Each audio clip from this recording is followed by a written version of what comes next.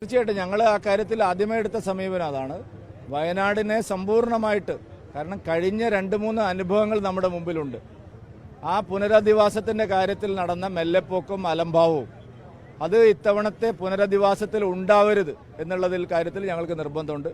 തീർച്ചയായിട്ടും അതിന് ഞങ്ങളെ കേന്ദ്ര സർക്കാരും അതുപോലെ തന്നെ സംസ്ഥാന സർക്കാരും എല്ലാം ചേർന്ന് ഇതിന് നല്ല ശാശ്വതമായൊരു പരിഹാരം ഉണ്ടാവണം.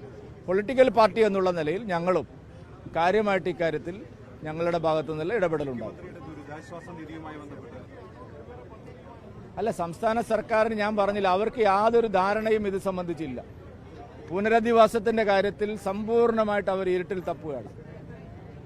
താൽക്കാലികമായ ആളുകളെ എങ്ങോട്ട് മാറ്റുമെന്നുള്ളതിനെ കുറിച്ച് പോലും ഒരു ധാരണയിലെത്തിയിട്ടില്ല. പിന്നീടാണല്ലോ സ്ഥിരം പുനരധിവാസത്തെക്കുറിച്ച്. ഇത് തന്നെയാണ് കഴിഞ്ഞ തവണയും സംഭവിച്ചത്.